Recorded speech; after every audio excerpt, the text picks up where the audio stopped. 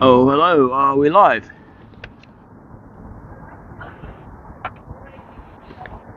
I'm just going through some comments here. Hello, Catherine, and everyone else, I'll just get to. I'm assuming you can hear me and everything.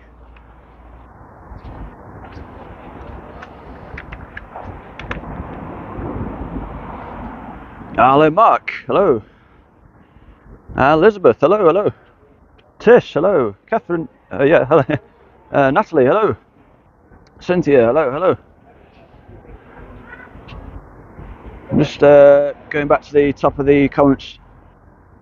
Cheryl, thank you very much for the donation. I appreciate that. Been looking forward to this all week. I'll do my best to facilitate that. I appreciate that. And we got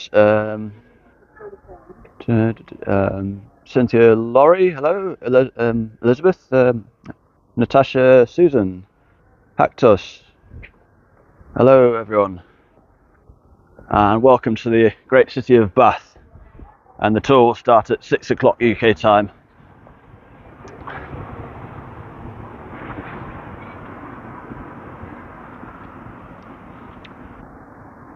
Oh, happy Mother's Day to American mothers, or any other country that might be celebrating it as well.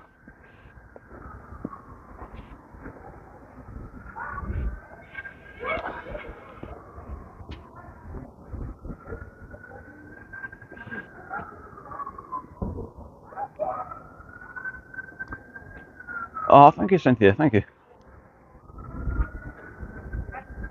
Oh, it's great to be back in Bath, I have to say.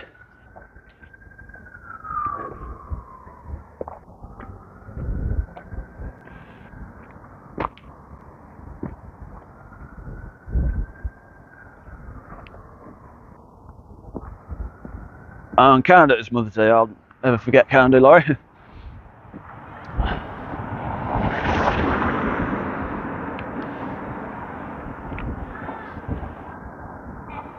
Yeah, I hope it's nice wherever you are. It's been pleasant today, but it's a slight bit of a breeze in the air. It was warm earlier.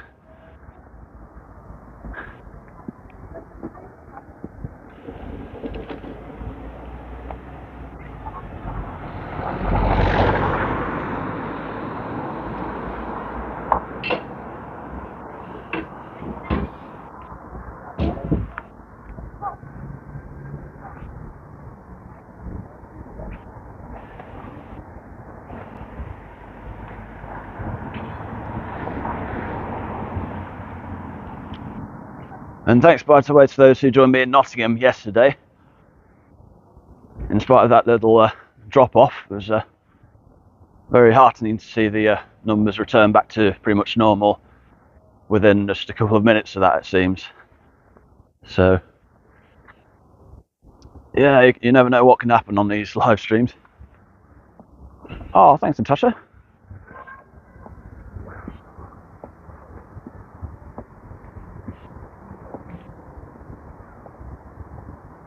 There's Sonny in Learner's garden. Oh, that's nice. Yeah, I hope Learny's well.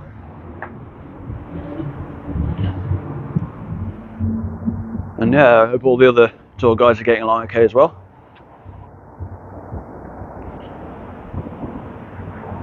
I'm sure a lot have cottoned on to the whole streaming via the app thing now.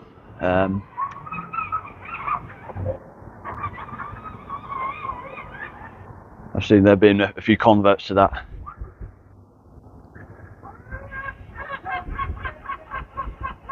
Yeah, exactly. Oh, DW, it's yeah, we're still getting to grips with it all. Oh, she did a quiz. Oh, was there a theme to the quiz?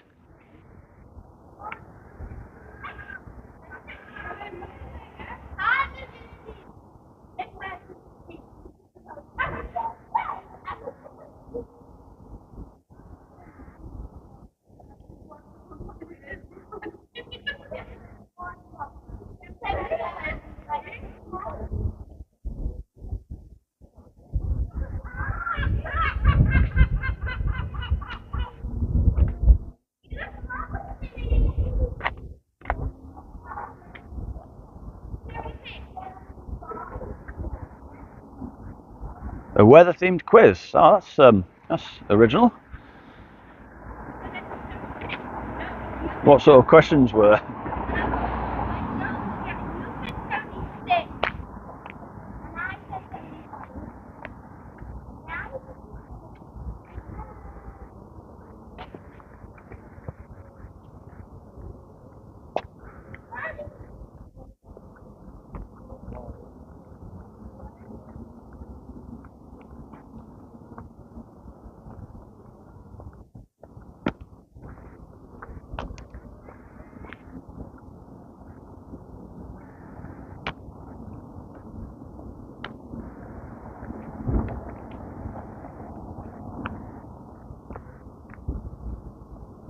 Film-related weather questions, that? Oh yeah, Leonie's got a knack for humour. Oh, that's for sure. Hello, Bonnie Stricker. Hello.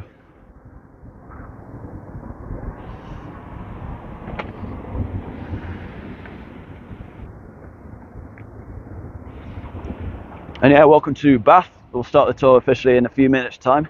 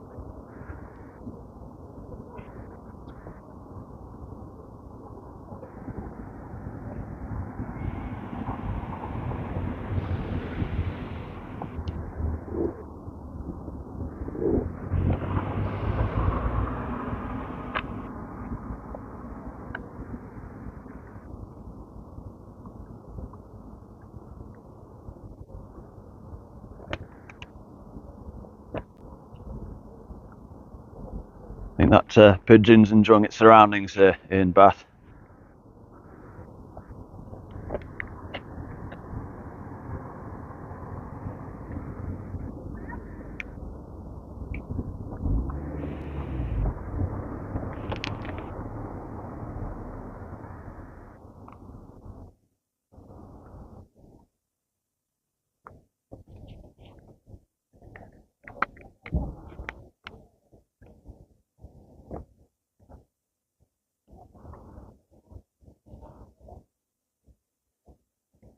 And do I do inside museum or historic home tours? Not usually, but yeah, I'm open to the idea. It's just a case of logistics, I suppose, in terms of getting permission and whatnot. The pigeon wanted to take a bath in Bath, indeed, Tish.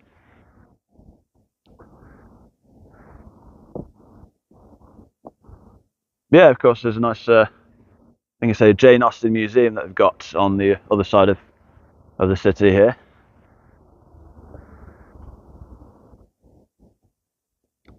But yeah, I'm more of an out and about kind of a person when it comes to tours. But yeah, if there are any particularly interesting museums, I'm always open to ideas.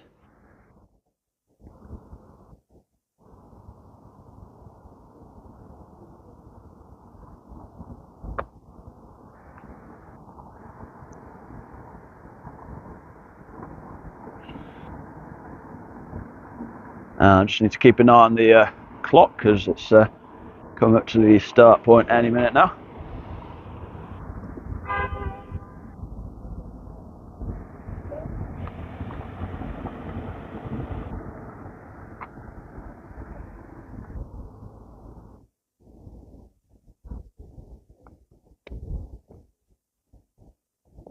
Oh, I think it's 6 o'clock UK time, so I'll just flip the old camera and say hello. Welcome to the great city of Bath. My name's Alex, aka 4K Explorer. I do the immersive walking tour videos in 4K, and I've recently branched out to live streaming, which you may have noticed as well. If anyone's wondering some of you may know me from a site called heygo.com, which was a live streaming platform which sadly closed about a month or so ago. I've since moved over to do my streams on YouTube. And yeah, so it's basically, in this case, a tour of the city of Bath, and I'll give you around about an hour or so. And just a couple of things to let you know first off, in terms of money and such. If you wanted to leave a tip or anything, there is a rectangle with a $sign below the chat if that's of interest, but that's not obligatory, of course. There's also a link to my PayPal if anyone wants to do so there in the description, and which case I should say a special thanks to Elizabeth, Diane, Rosemary, Marta, Cheryl and Catherine, as I'll receive some nice PayPal donations since my last tour in Nottingham. That's much appreciated. And hello rock and roll. And yeah, and in terms of screenshots, there's some details in the description if you're interested in taking some screenshots, whereby you can take multiple per tour. There's an extension you can download, and then you're welcome to share it on the social media if you wish. And so without further ado, I'll just flip the camera around and introduce you to the surroundings. So we are in, of course, the city of Bath. Specifically, I'm starting the tour in the Pulteney Estate, which is just over the Pulteney Bridge, which we'll see just shortly. I thought I'd start here because it's a little bit of the slightly lesser seen side of Bath, and it has an interesting backstory to it. And so in the late 18th century, there was a drive to create a new town, so to speak, in Bath, and it was funded by of course, the William Johnston Pulteney, the same guy who did was responsible for the bridge, which we'll see in a minute. It's interesting to see because this is essentially an unfinished project, perhaps due to the Napoleonic Wars which followed. But it's an interesting side to Bath. You can see this great symmetry, and you can also notice this Bath stone, which we'll see plenty of as we get into the city. So there's a certain style of stone that's quarried around here with this what they call honey-coloured appearance. And so just to show you around a bit. So this being, of course, Great Pulteney Street, and one of these days you'll take a bath in Bath, rock and roll. Oh, me too, maybe. Now we come up to an address that was once inhabited by a famous former Prime Minister, that being, of course, William Pitt the Younger, who was rather fond of Bath, and he was friends with William Wilberforce, and between the two of them they were instrumental in bringing about the Slave Trade Act of 1807, which abolished the triangular slave trade, which was very important, of course. And this was where he lived in, they say, AD 1802, William Pitt, that is. Expect a horse-drawn carriage any moment. Yeah, I know, it's like a period drama setting, is Bath.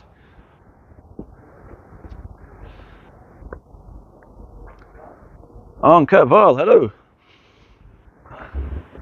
So yeah, welcome to Bath. I'm sure you know it quite well.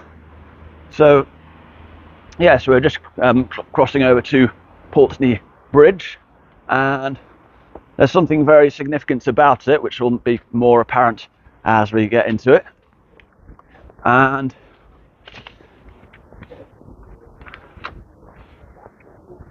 well, in short, they say that there are only about 4 bridges in the world that are lined completely with shops, and this is one of them, which we've just come up to.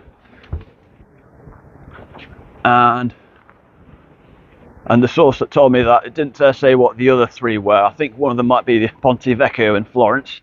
If anyone knows the others, then feel free to let me know. Exactly, no concrete, just stone, pretty much. And yeah, as I said, happy Mother's Day to those mothers in North America. Mothers over here have their day on March, but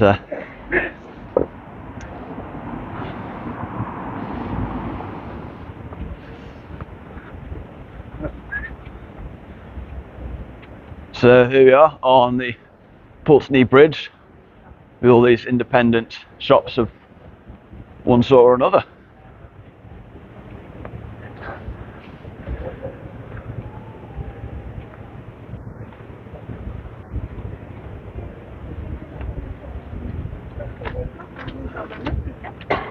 And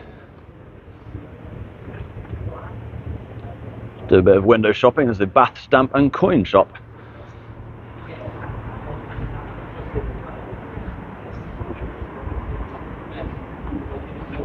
There's no one there, I'm not intruding, so you can almost see from here the views that we're about to see on the other side there. And Lethargy, hello.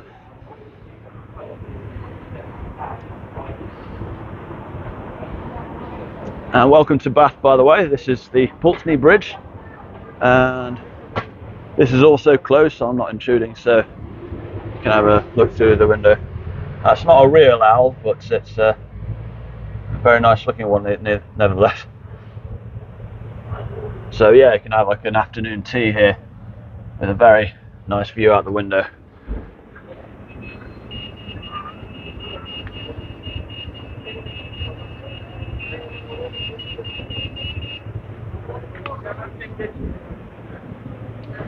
But I think we should see the Pulteney Bridge from the other side, as it's quite fetching. Also, not to neglect this nice domed building here. Yummy cakes in there, I bet. Oh, there's a bridge in Erfurt, Germany, with the shops all the way. So good to know.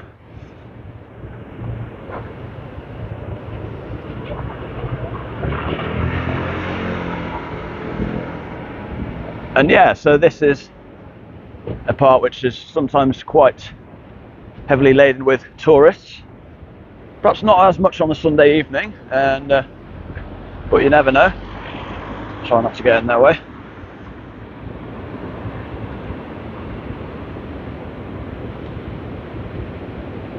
And also, I can't make any promises with regard to the signal, so if there is a drop off, then do bear with me. As they say, there was one yesterday. I just reset the phone, and a couple of minutes later it'll be back up and running, just so you know. And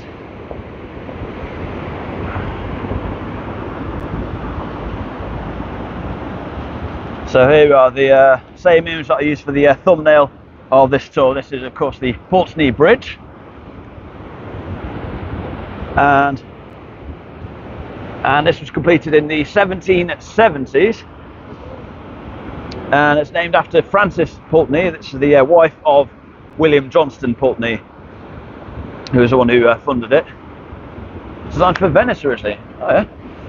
And yeah, so William Johnston Pulteney was reputedly the wealthiest man in Britain at the time, and like I say, he had plans to create a new town, which was the area which we were just in, but as I say, the plans didn't quite come to the fruition that he was expecting for one reason or the other.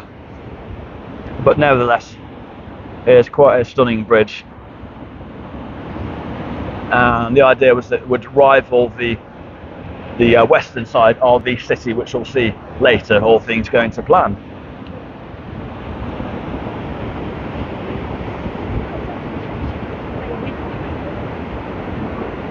And you might be able to hear a bit of water noise if my microphone's picking it up, because there is quite an impressive weir, if that's the right technical word.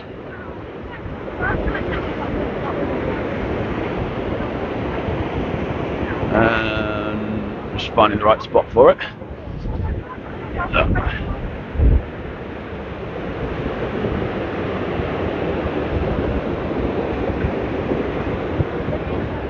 Back a bit more. So yeah, this is basically an anti-flooding device. I think there's been one here from about the 17th century, but they made it into this horseshoe shape in the 1970s. Yeah, it's quite the force of nature. Your second favourite bridge, Susan? I'm curious as to what your first is.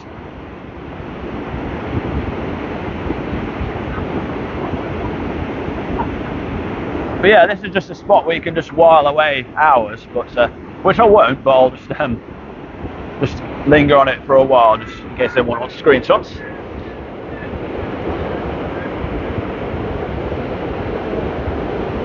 And by the way, this is the River Avon, which is very significant in terms of the history of Bath and the surrounding areas as well.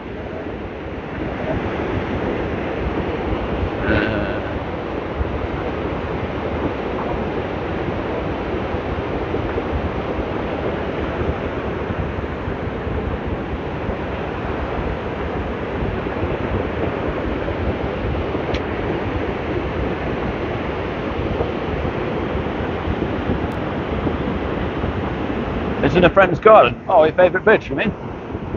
Oh, it must be a nice bridge. But yeah, it's, I think I found a nice spot here. I may stay here for a while. But no, but yeah, so this is the River Avon, and it is geographically significant because the Romans essentially discovered Bath as part of when they were paving the Fosse Way, and should probably keep moving in case the water's affecting the audio, but yeah, but the Romans paved the Fosse Way from Exeter to Lincoln, and that crossed the River Avon pretty much here at Bath. And there's more to the story as well. That's an interesting boat they've got there as well. Hope it doesn't fall into the weir there.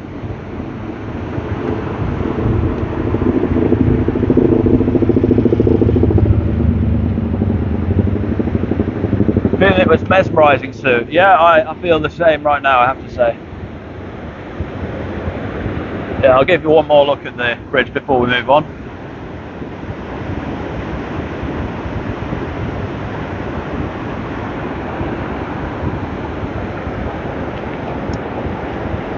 But yeah, so this is actually just an appetizer, really, because Bath is full of absolute gems. One of which is coming up on my left quite shortly. I'm still walking backwards, but it is safe. England's Niagara Falls. Well, you could say, yeah. Except you don't need a poncho or anything like that. So,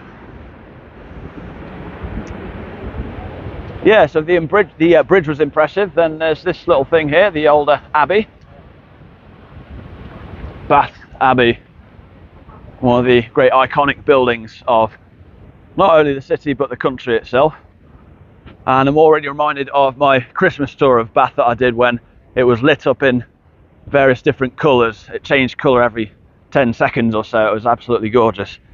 And so, who knows, I may return to Bath at Christmas for a stream. We'll see how we go.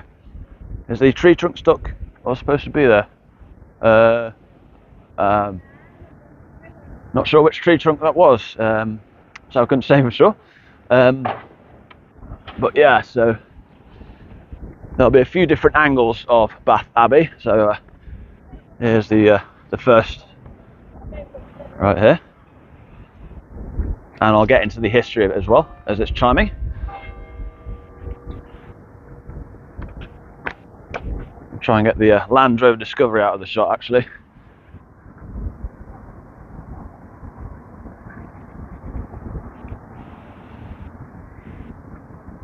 There we go, how about that? Oh, there's a tree in the water. Oh, I don't know how it got there. But anyway, I'll talk about Bath Abbey in a bit. But I'll just go on a roundabout way. So there's no shortage of things to talk about. Including this obelisk right here. It's one of a few obelisks in the city, because in the 18th century this is a special gesture that they did related to a man called Beau Nash, which we'll get into as well. German market back in Leeds. Oh, that's the thing there, yeah, Leeds. I'll certainly endeavour to be back in Leeds at some point. And So I'm coming back to the Abbey, just approaching via a different angle. In the meantime, I can tell you about the Romans and the Celts, because Bath is a very ancient city, although city status came in the a bit later, in I believe the 16th century or so. But in terms of its discovery, there's a very interesting backstory to that, and it relates to a Celtic prince called Bladud, B-L-A-D-U-D, and as I say, it was circa 863 BC, and it's not often I talk about the before Christ era. So the legend goes that Prince Bladud suffered from leprosy, and all he had to his name was his herd of pigs, who also caught leprosy off poor old Bladud. But the pigs were one day rolling around in the mud, as pigs do, and they discovered the waters that run under this very place.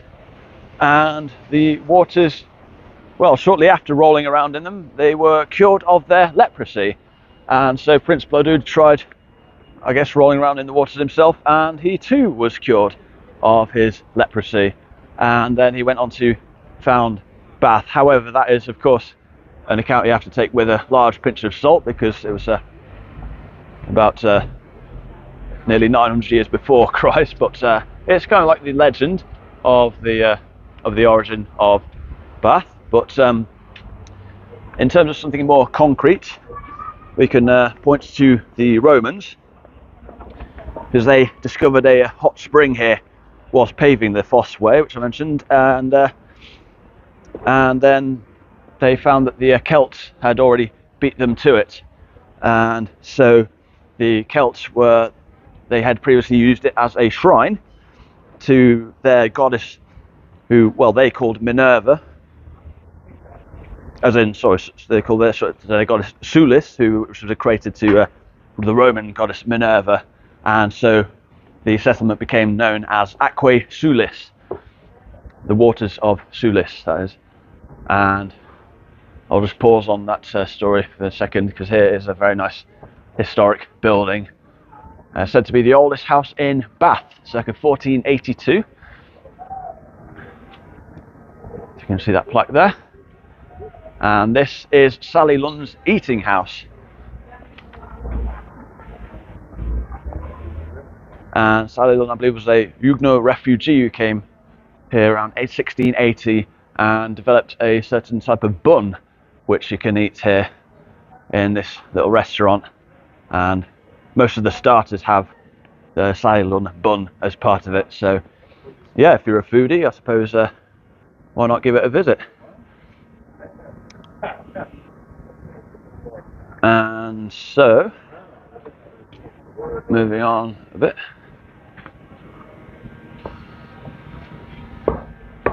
and now we talked about old Romans and Celts, now it's an old buns, now it's time to talk about an old tree, because there is a tree just around the corner.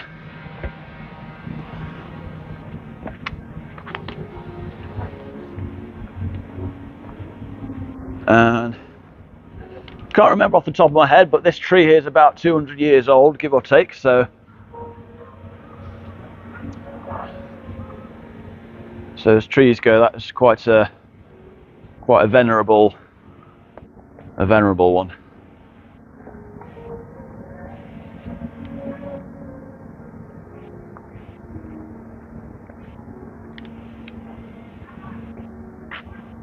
And again, this square looking decidedly more quiet than when I was back here at Christmas, when it was part of the Christmas market, and makes for some great ambience.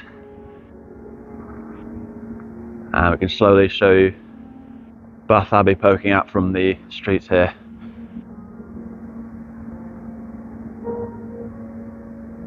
Shaquille, hello. Welcome to Bath. From 1793, there we go. It's yeah, a pretty old tree, I'd say. As old as some of the plane trees of London. So,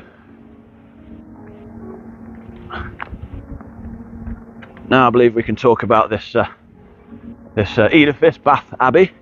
So, or to give it the full name, the Abbey Church of St Peter and St Paul. And so, this was originally founded in the 7th century as a monastery by Osric, who's a Saxon fellow who, same guy who founded Gloucester Abbey, which became Gloucester Cathedral. But yeah, this had an interesting history in terms of its categorization as well. You do hear music, Elizabeth? Yeah, there's this lovely guitar player.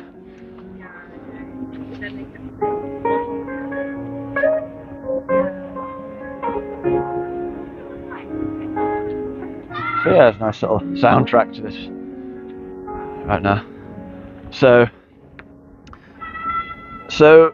as I say, there was originally a Saxon monastery here, but it was replaced in the late 11th century with a cathedral, finished by the mid 12th century, and by the mid 13th century, Bath and Wells were both given cathedral status. So Wells, of course, is the famous cathedral city that's rather small, and in fact, I think it's the smallest city in England, if I'm not mistaken, off the top of my head.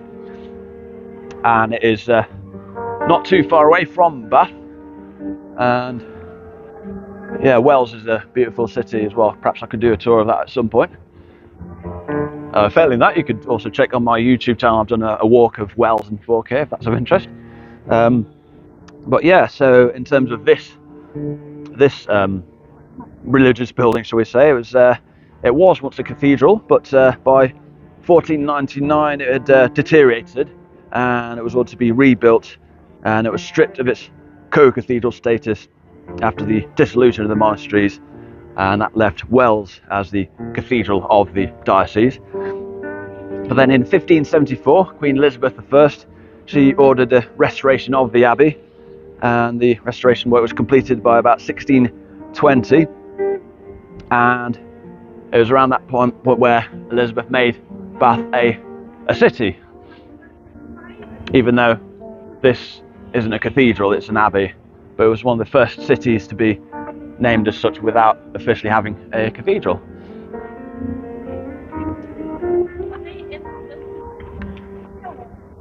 And if we shuffle this way a bit, I'll come back to the abbey, but we can see the outskirts, the exterior of the famous Roman bath, which is a museum now, but it was on the site of where the Romans bathed back nearly 2 millennia ago. But yeah, when it's open, you can see people walking along these are they balustrades or bollards or whatever they're called? But yeah, I can show you the front entrance as well, and maybe a little shot of the abbey poking through here.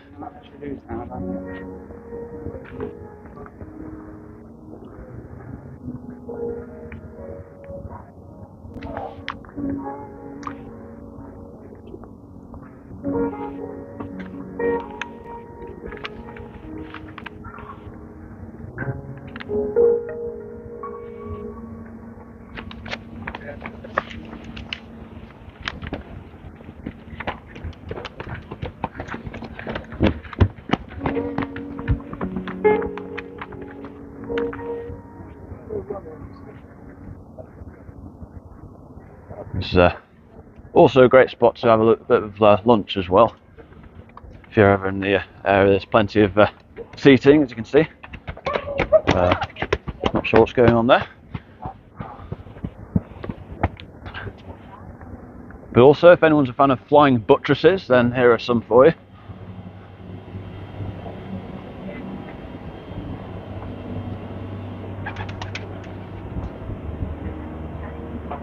Basically, those sort of braces that look like they're separate to the abbey itself.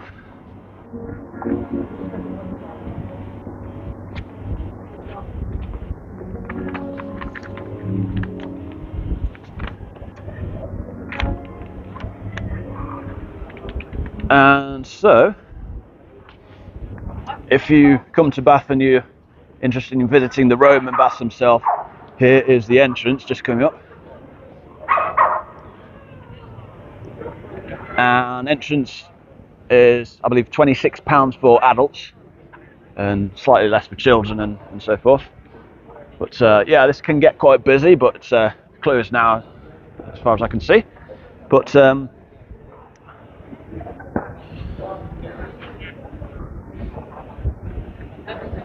yeah, and the other thing I should mention is that you can't bathe in the Roman baths themselves.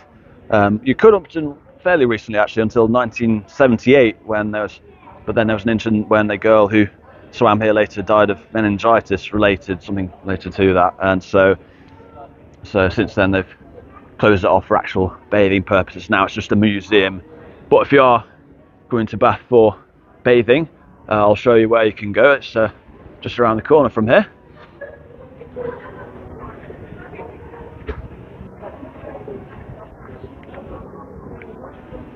Meanwhile, we're just coming up to on the right hand side, the Grand Pump Room, which was built in the 1790s, and it was one of the places where the high society of the Georgian era would congregate, one of them that is, and there are some famous visitors, including Jane Austen and Charles Dickens, and also Mary Shelley. She moved to Bath in 1816, and they say it was about this point where she wrote Frankenstein. And there's an interesting story behind that, because she apparently went to a lecture here when somebody proposed the idea that electricity, this newfangled concept at the time, electricity could be used to reanimate something or give life to an inanimate object. And so that was the genesis of Frankenstein. Of course, Mary Shelley married the poet Percy Bysshe Shelley, who is an Oxford University dropout on account of his paper promoting atheism, which is another story there. Oh, thank you, Bob. Thank you. But yeah, and I believe here you can taste the famous waters of Bath, where they have about 43 different minerals. I'm still yet to taste them myself, but I'll get around to that one day maybe. I'm just swinging around to this western face of Bath Abbey, because why wouldn't I? It's an absolutely striking sight. Bit of scaffolding to the left, so I'll try and cut it out of the shot.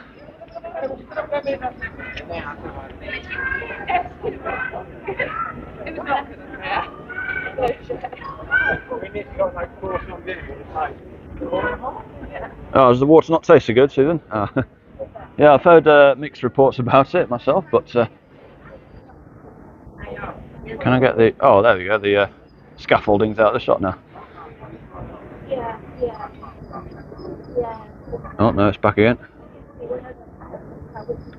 Oh, that's about as good as I can do, but yeah.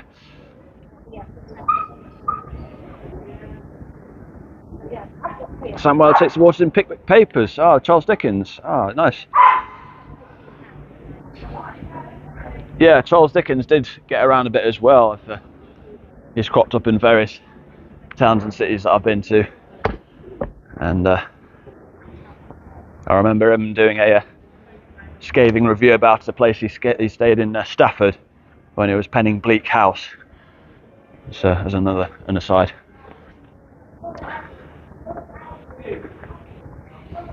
But yeah, there'll be more to talk about with regard to authors, including Jane Austen, who's very closely associated with Bath as well, to the bathing, and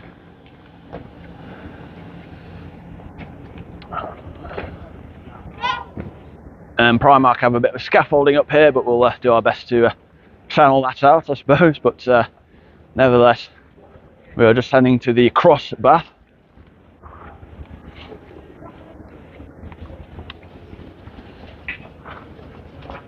So the Cross Bath, by the way, is so called because it is where Christian pilgrim cross bearers would come from about the 12th century onwards to bathe in the waters here.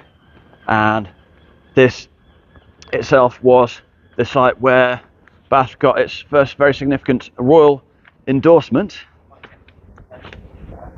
and that was from the wife of King James II, Mary of Modena, in 1687. So Mary, she was unable to conceive for a bit, but then she visited the cross bath right here, and 9 months later or so, she gave birth.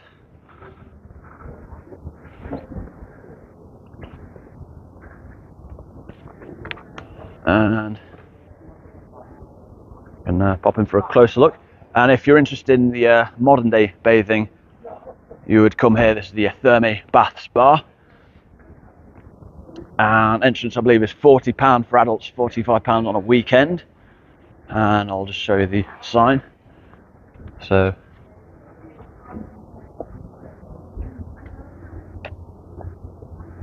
your 2-hour spa session, and you get your own towel, robe and slippers. So yeah, if you want to treat yourself, this is where you would go. And you can see over here they have rooftop bathing. You can get a sort of a brief idea at least. You can see where there's a man standing. That's where you can go to bathe and see some of the Bath skyline with the Abbey. So meanwhile, I'll just see if I can show you inside the cross bath here.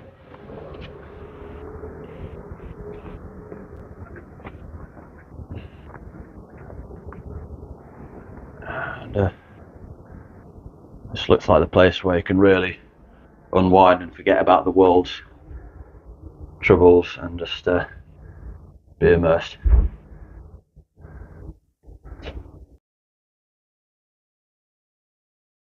And if you're in the market to treat yourself, then here's another place that you could come to. But yeah, there we go.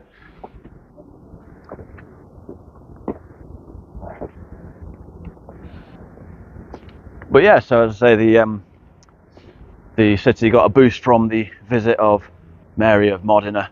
Also in 1702, Queen Anne came to Bath. She came to the throne rather, but she came to Bath during her reign. And because she was suffering from severe gout at the time, she actually had to be carried to a coronation by the yeomen of the guard. But she visited Bath. I don't think it helped with the gout, but nevertheless, still raised its profile. But yeah, Queen Anne had a bit of a tragic story actually. It's had about 17 pregnancies, 12 stillbirths and miscarriages. She outlived all her children, so yeah, a bit of a sad tale, that one.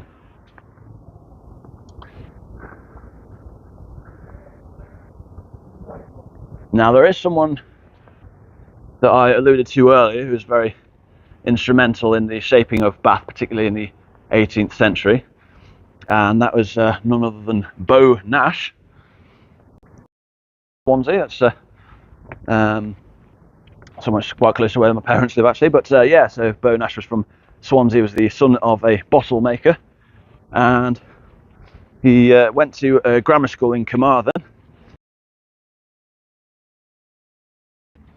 but then he dropped out after a year, allegedly due to a scandalous affair with a young lady. So but then yeah, he'd joined the army, then he quit, then he trained to become a lawyer, and then he became a professional gambler, or I believe they called them card sharps back in those days.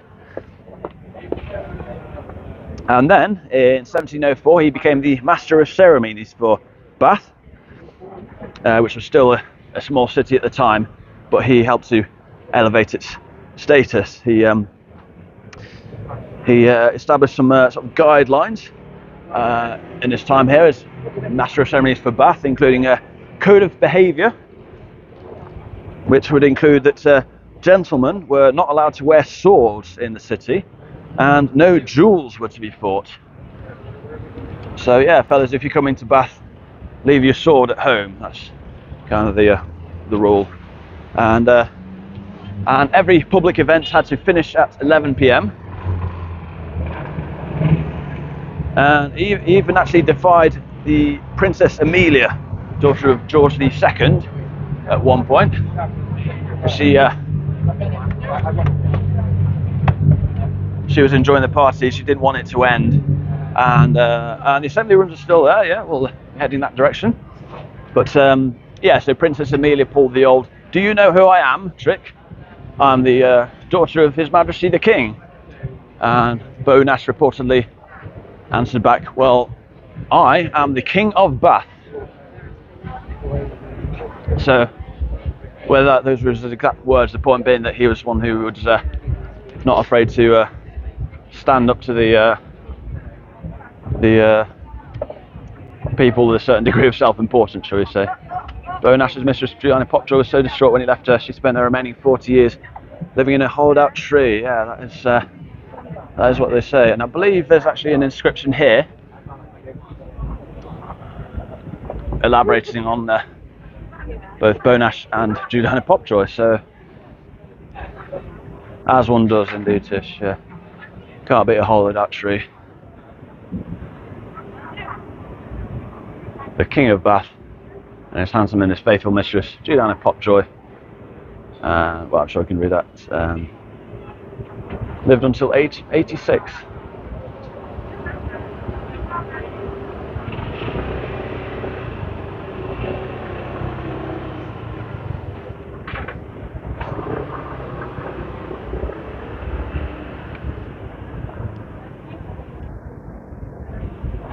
But there was one interesting instance where Beau Nash was kind of outwitted, if you like, by John Wesley, who's the founder of Methodism, because John Wesley didn't think too much of Bath at the time. He thought it was a place full of heathens and whatnot, so the two didn't quite meet eye to eye.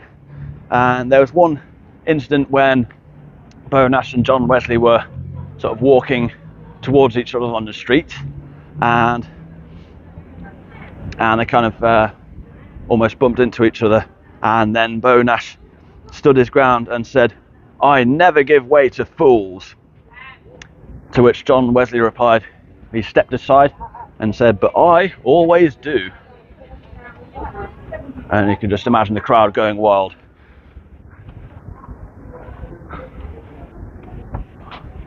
But either way, Beau Nash, he helped to shape Bath, and he lived, as I say, to the ripe old age of 86 or thereabouts. So, and also he had a fondness for putting up obelisks in commemoration of royal visits and such.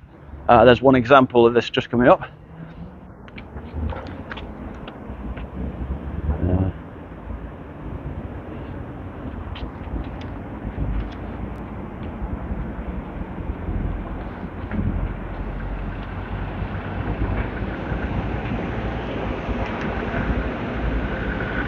I'll just try the old zoom function here.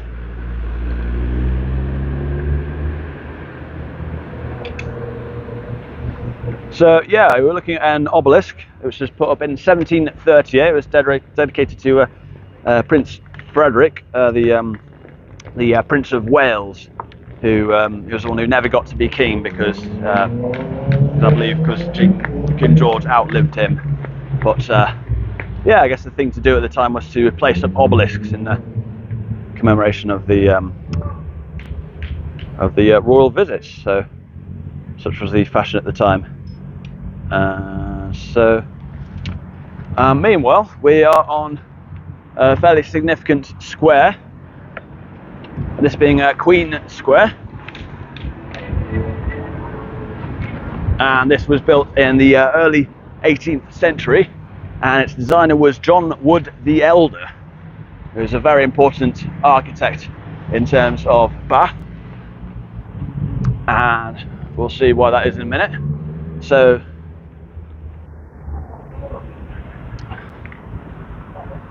we're on Queen Square, and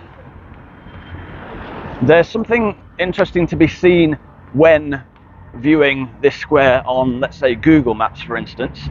Namely, that if you zoom out of Queen Square and the adjoining streets, which we're walking to anyway, you'll see something that looks very much like a key. And that is said to be a secret Masonic sign. with the assumption being that John Wood the Elder was maybe a Freemason, although that's subject to speculation, of course. But we can. It's always fun to see on the map itself the very clear key that appears here. Also, again, I think it's closed now, but I think we're just coming up to the Jane Austen Centre. Indeed, here it is. This is where you can normally see one or two people dressed in Regency period clothing outside welcoming you in. But as I say, it's closed because it's past 5:30 p.m.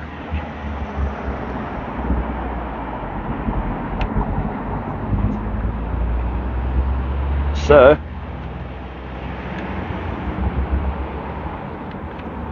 well, like I say, Jane Austen was one of the other famous authors associated with Bath. So she was originally from a small village near Basingstoke in Hampshire, but she moved to Bath in 1801, and she lived here until about 1805. Her first novel came out in 1811, which was Sense and Sensibility, and a couple of her works were set in Bath, namely Northanger Abbey and Persuasion. Northanger Abbey was one of her very early works, and Persuasion, I believe, was published posthumously in I believe 1817 or thereabouts.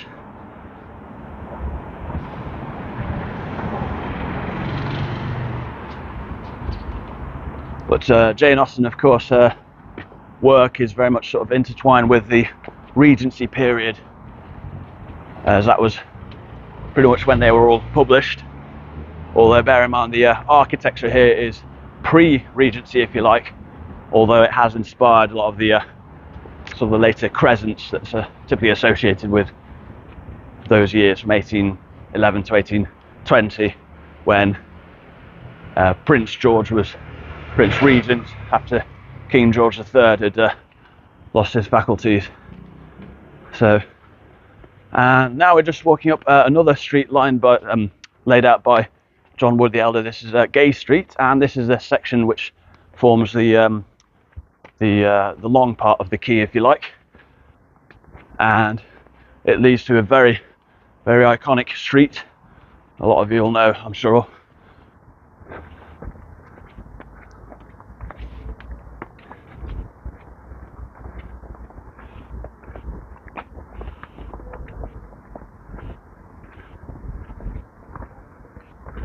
And so we are just coming up to it now.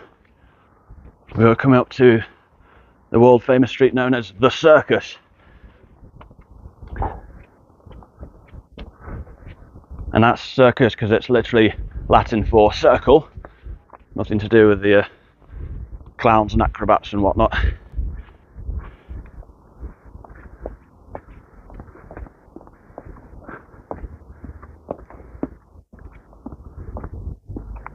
And needless to say, it forms a pretty much perfect circle. So this is really the splendour of Georgian architecture epitomised. Austen's parents were married at St Swithin's Church in Bath. Their father is buried there, indeed. And also, someone may have been asking about assembly rooms earlier, so we shall just have a look at those very rooms. Meanwhile, the circus, by the way, was built between 1754 and 1768 by John Wood the Elder, but he sadly died just 3 months after the first stone was laid. So the work was taken over by his son, called John Wood the Younger, and he went on to play a very important role in another street, which we'll see in a minute. I'm sure a lot of you will know which one I'm referring to. And if you want to go to Glastonbury, well, it depends. If you mean the festival, no, because I'm not a big fan of the whole festival scene. But if you mean the town, I was there some months ago for YouTube purposes, and it's a very lovely town, by the way.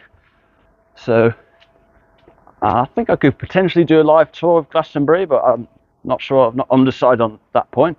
But yeah, beautiful town, and if you're in the market for any crystals or dream catchers or incense, then it is the place to go to. Can't beat Glastonbury High Street.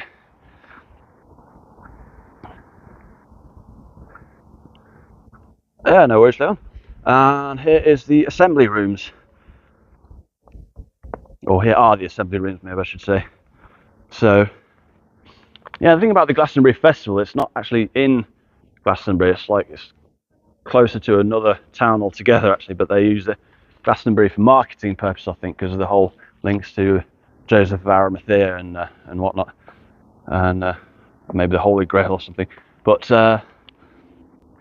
yeah, so here at the assembly rooms built between 1769 and 1771, designed by who I mentioned earlier, John Wood the Younger, and this became the centre of Bath high society in the 18th century. They'd typically have activities here like dancing, playing cards, and taking tea.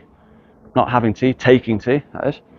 And rock and roll, yeah, we'll be heading that way very shortly. And yeah, but then by the late 19th century, the public assemblies had kind of fallen out of fashion, as the Victorians were more keen on private balls and parties and such. But nevertheless, if there's ever any sort of period of dramas from the Regency era and the Georgian era, this is where they normally go to socialise, shall we say.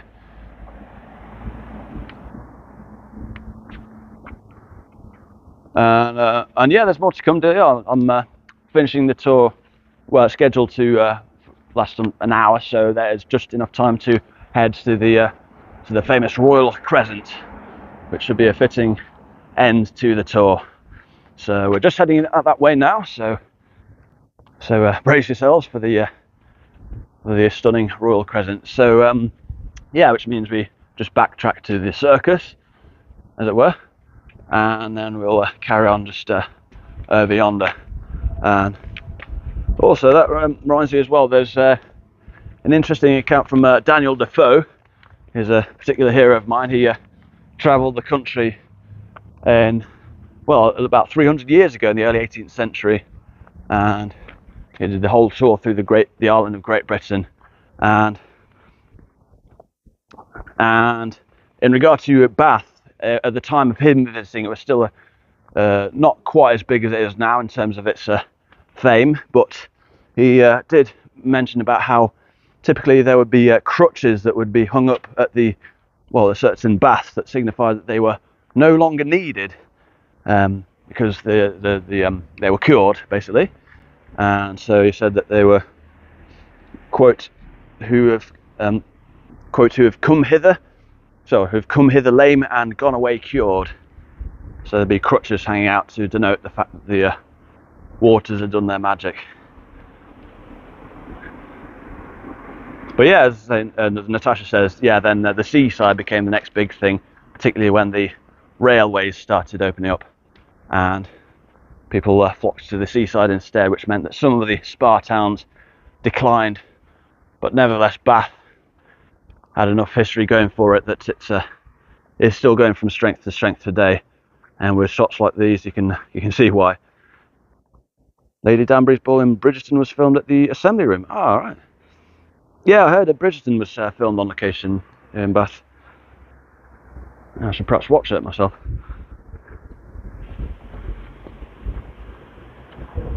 Now I just have to find a way of not getting the sun in the camera, so I'll just cross over here.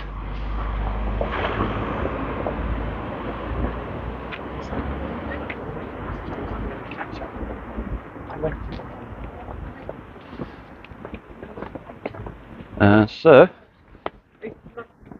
purposely drive through. I'm hoping the shot's okay. The sun's right in my eyes now, but it's all good.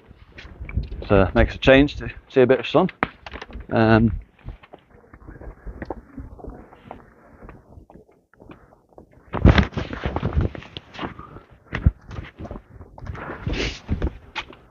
yeah, as we're heading towards the Royal Crescent, just give me a chance to plug my sister channel. For those of you, I'm sure a lot of you have seen it already, but Alex in Great Britain I've called it, and there's a link to that in the description. And the idea is it'll give me a bit more flexibility to do some sort of fun adventures.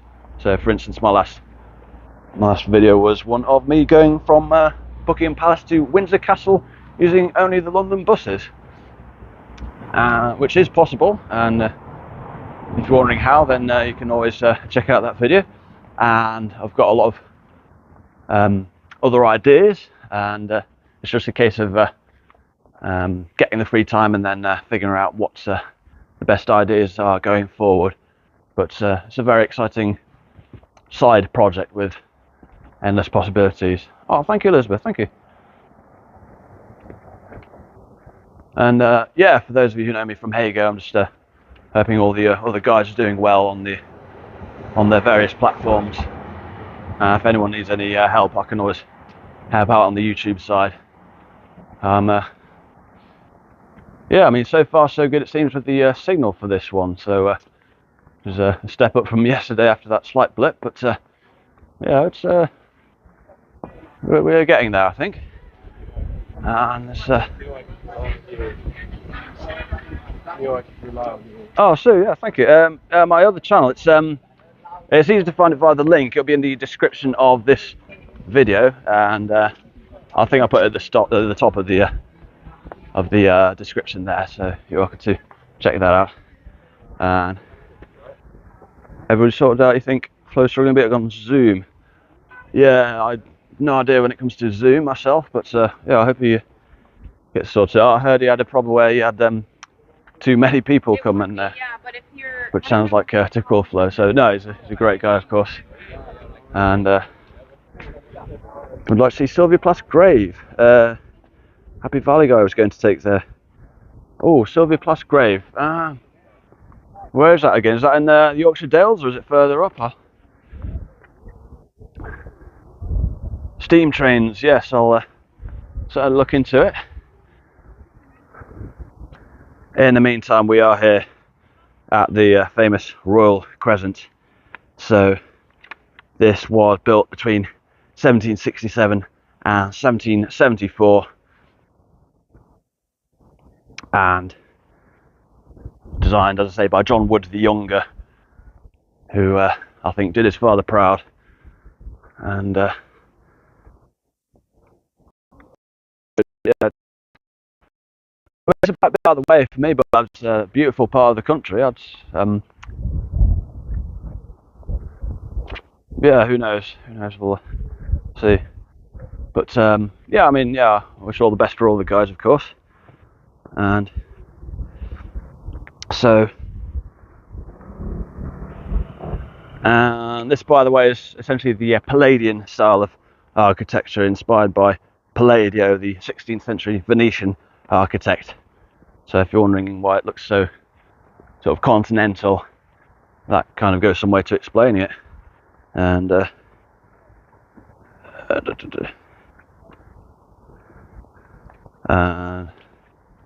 sorry if I'm missing out of the comments. I'm just doing my best with the sun, that's all.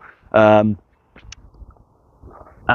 yeah, so William Wilberforce, by the way, stayed in one of the buildings on the Royal Crescent, who I mentioned earlier, who was instrumental in getting the Slave Trade Act, as in abolishing the slave trade, which passed Parliament in 1807. And fantastic place for a selfie. Well,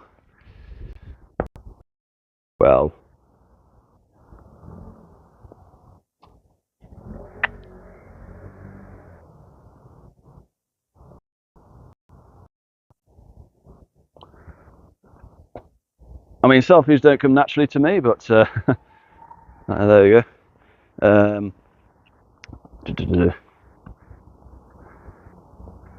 Are these private homes now? I think they're pretty much, yeah. It's yeah, I think it's like the with all the cars here, they're people who just aren't too fazed by the tourists who come here, and then of course you've got this nice, well, this beautiful view of the lawn.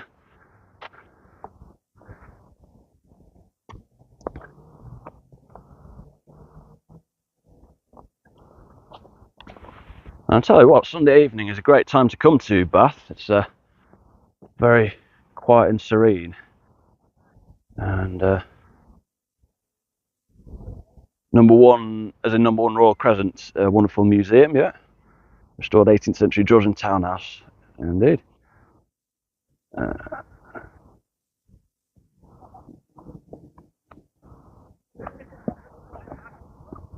And yeah, I got a few more minutes to milk Royal Crescent. So yeah. Also, if you're not done so already, you can always click on the old notification bell. That's in case if I ever do any impromptu tours, for whatever reason, if I can't add them to the calendar. Oh, thank you, Daisy. And yeah, I'm excited where we can go with this whole stream on YouTube. Like, seems to have behaved itself so far today with the app, so I can't complain there. And of course, Bath being as beautiful as it ever was. So this is all gravy.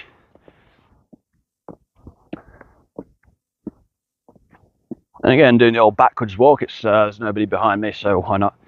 And so if you want any last minute screenshots or postcards, if you will, and how about that one?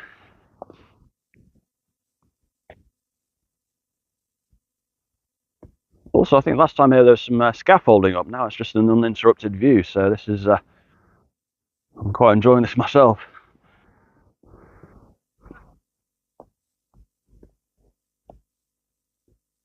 Oh, Lily. Well, now you've seen Bath through my lens, as it were. So yes, it does take nearly 3 hours, but it's a whole lot cheaper than going by train. That's for sure. So the one I use is National Express. I'd say they're the most reliable of the coach services, and they almost always deliver when it comes to the discounted travel. There's also Megabus and Flixbus, but National Express is kind of like the top pick for me. Also, if anyone's a fan of the band Tears for Fears, they formed here in Bath. So just thought I'd throw that in there as well.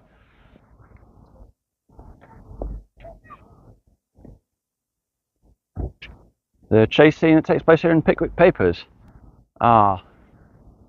So I was given Pickwick Papers for Christmas. So I should get round to reading it now. But, oh, thank you, Colleen. Thank you. Yeah, so I'll just see if we can get another Crescent selfie. And my sponsors, rock and roll. Well, yeah, I should reach out to the National Expression. But oh, I've got some Hungarian foreigns. Oh, thank you. Oh, I love Budapest, by the way. That's where my fascination of spas came, if you like, from Budapest, and now we're here in a very historical spa city. So everything comes full circle, as it were, or full crescent. Or I don't know. I'm just waffling now. But anyway, it's been an absolute pleasure, as always. Yeah, in terms of my next tours, I've not put anything down for definite, but keep an eye out for the calendar. And as I say, if you're getting notifications, and you'll stay in the loop there. You can always check on the YouTube channel itself on the live tab there. But I'll certainly put in a tour or two. I was thinking of maybe doing a live tour on my sister channel, actually, just to sort of test the waters and see how it is for the unmonetized channels. But again, nothing set in stone for that. But yeah, so yeah, just I'll do my best to keep you in the loop in that regard. But when am I coming to? Oh, hi Bonnie. When am I coming to Brighton? I don't know yet. I'll have to think on that one. But yeah, it'll be nice to visit Brighton at some point. So yeah, so thanks for all the kind words, and thanks for hanging out here in Bath. It's been a pleasure as always. And is there anything I've missed there? Yes, like I say, I'll see you when I see you, and hope you have a very pleasant remainder to your Sunday morning, afternoon, or evening, etc. And until the next time, take care, and yeah, all the best. Take care. Bye.